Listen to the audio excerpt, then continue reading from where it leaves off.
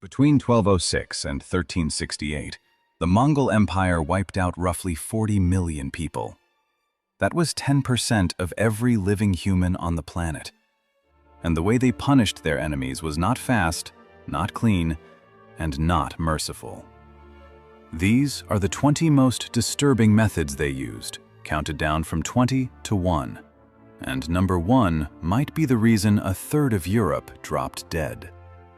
Let us start with number 20, the starvation cage. When the Mongols surrounded a city with thick walls and a strong army, they did not always bother fighting.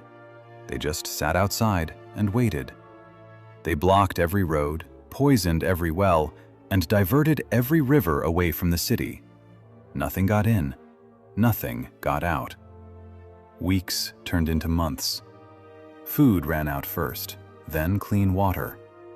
People inside started eating leather from their belts. They ate rats, dogs, and things nobody should ever have to think about. Disease spread through the packed, starving streets faster than any sword. The city of Samarkand, defended by over 100,000 soldiers, fell because the Mongols simply cut off the water and let thirst do the work. By the time the gates opened, the people inside were walking skeletons, and the Mongols still killed most of them anyway. But starving a city to death? That was considered one of the polite options. What they did to people they actually got their hands on was a completely different story. Here comes number 19, the ear harvest. After the Battle of Legnica in Poland in April of 1241, the Mongol army had just destroyed a European alliance of Polish soldiers, Moravian troops, and elite knights including Templars and Teutonic knights. But they needed to count how many they killed, so they walked the battlefield body by body and cut the right ear off every single dead soldier. When they finished, those ears filled 9 large sacks. 9 full bags of human ears from one battle. Reports from Bulgaria and Russia describe the same thing happening around the same time. The Mongols treated body counts like office paperwork. Collect, count, report, move on. Next one is number 18, the scorched earth drowning. Killing everyone in a city was sometimes not enough for the Mongols. They wanted to make sure nobody could ever live there again. After conquering the Khwarezmian Empire, Genghis Khan reportedly diverted an entire river straight through the emperor's birthplace, flooding the city and wiping out every trace that had ever existed. The farmland was swallowed. The irrigation canals that had taken generations to build across Khorasan and Central Asia were shattered beyond repair. Entire agricultural regions went into famine that lasted for decades. Some of those areas never came back. The Mongols did not just kill people, they killed the land underneath them so that even 100 years later, nobody could rebuild what was lost. And the punishment they gave to the man who actually started that war? We will get to that one soon. You are going to want to hear it. Let us move to number 17, the sun oven. A Persian nobleman learned about this method the hard way. After being captured, the Mongols stripped him down, covered his entire body in thick sheep fat, wrapped him tight in heavy felt, and left him tied up under the blazing Central Asian sun. The fat slowly melted into his skin and attracted swarms of biting insects. They felt trapped in every bit of heat, like a blanket made of fire. He could not move, could not roll over, could not swat the bugs away, could not scream properly with the felt pressing against his face. He just baked, alive, for hours, while the Mongols sat nearby and watched. This was not a quick battlefield killing. This was a slow, personal message. And that message was simple. Fight us, and we have all day to make you regret it. But cooking a man alive in the desert sun was still not the worst thing they did to a single person. That comes later, and it involved something much more personal than heat. Here comes number 16, the soul nail. This one actually came from the other side first. After Persian forces beat a Mongol army in battle, the Persian victors took their Mongol prisoners and drove iron nails straight into their heads. In Mongol belief, the head held the soul. The skull was sacred. It was the seat of everything a person was and everything they could become in the afterlife. Hammering nails into a Mongol skull was not just killing the body. It was destroying the soul itself, meant to erase them from the afterlife entirely. The Mongols remembered this. Every single face, every single detail. And when they returned to that region years later with a bigger army, and they always came back, the punishment they delivered was so extreme that the entire region went quiet with fear for generations. Now, those last few were bad enough, but we have not even gotten to the methods the Mongols used on a mass scale yet. And those are where things get truly dark. Let us move to number 15, the living ladder. When the Mongols captured a city, the survivors were not set free. They were sorted into groups and marched for days, sometimes weeks, across open desert to the next city the Mongols planned to attack.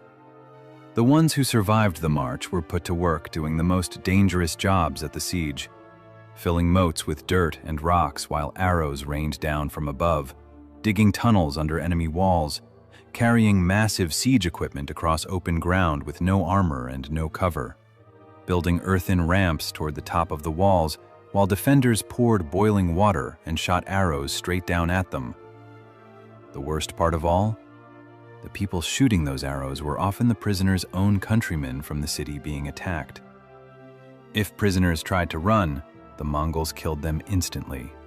If the defenders stopped shooting to save their own people, the Mongols used that hesitation to launch the real attack. Next one is number 14, the Skull Pyramid. After taking a city that had resisted, the Mongols separated the population into groups, men in one line, women in another, children in a third. Then they killed every single one and collected the severed heads. At the city of Nishapur in 1221, the slaughter was so organized it was almost mechanical. Genghis Khan's own son-in-law had been killed during the siege, and his daughter demanded total revenge.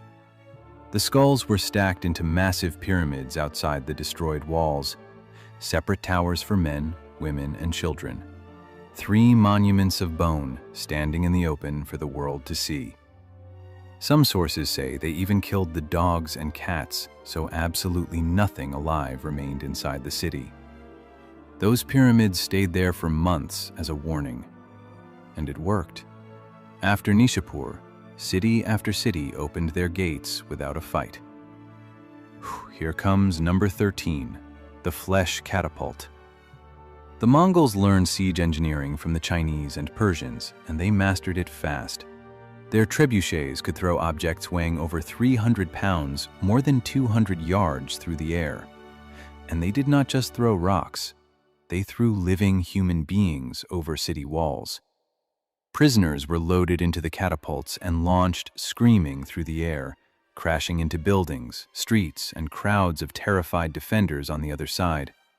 Some accounts say they also flung dead animals and burning tar alongside the bodies to create maximum chaos and horror. The psychological damage was worse than any battering ram, and one flight of human bodies over the walls could break a city's will to fight in minutes flat. And those catapults? The Mongols loaded them with something even worse than living prisoners. We will get to that one closer to number 1. Let us move to number 12, the body seal. When Genghis Khan believed a powerful woman named Fatima had poisoned his brother, the punishment went far beyond anything physical. After days of interrogation, beatings, and burnings, every single opening on Fatima's body was sewn completely shut. Her mouth, her nose, her eyes, everything. She was wrapped in a sheet of felt so tight that no blood could escape and touch the earth. And while still alive, still awake, still feeling everything, they threw her into a river. She could not breathe. She could not scream. she could not see. She drowned, sealed inside her own body in total darkness. Mongol religion said spilling blood on the ground offended the sky god Tengri, so they invented ways to kill that kept every single drop of blood trapped inside the victim. The result was a death so slow and so painful that a quick sword to the neck would have been a gift. Next one is number 11, the spine snap. When the Mongols needed to execute one of their own without spilling Mongol blood, they disguised it as sport. The condemned person was brought out for a wrestling match and given a moment of false hope. After a few seconds, the executioner would lift them into the air and slam them down on his knee, snapping their spine in half. The paralyzed victim was then dragged outside and left to die in the open. A famous case involved a wrestler named Buri, who had embarrassed Genghis Khan's brother years before Genghis took power. When Genghis became the ruler of all Mongol tribes, he invited Buri for a rematch. Buri was so terrified that he deliberately lost the match, thinking surrender would save his life. It did not. At Genghis Khan's signal, Buri's spine was cracked apart. He was left in the dirt, paralyzed and fully conscious, with nothing to do but think about the day he made an enemy of the wrong family. Here comes number 10, the Karash Wall. The Mongols created a tactic they actually had a name for, Karash. It meant living shields. Before attacking a walled city, they rounded up civilians from towns they had already conquered, women, children, elderly people. Then they forced these captives to walk at the very front of the attacking army, straight into the arrows and boiling oil the defenders were shooting down. Fathers standing on the walls had to fire arrows into crowds that held their own families. The Mongols walked behind, untouched, while innocent people absorbed every single hit. During the invasion of the Khwarezmian Empire, thousands of prisoners were burned through this way across dozens of cities. Some accounts say the Mongols even dressed prisoners in Mongol armor so defenders could not tell the difference between real soldiers and their own neighbors. Let us move to number 9, the Spirit Name. When Genghis Khan captured the ruler of the Tangut Kingdom, killing him was not enough. First, Genghis renamed him.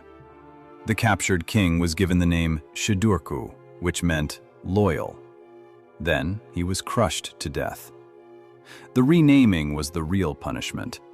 The Mongols believed the name you carried at the moment of death followed you into the afterlife forever. By forcing the name loyal on his worst enemy, Genghis Khan was making sure this king's spirit would serve the Mongols as a slave for all eternity. He did not just kill the man, he owned his soul. And that soul would serve the Mongol Empire long after both men turned to dust.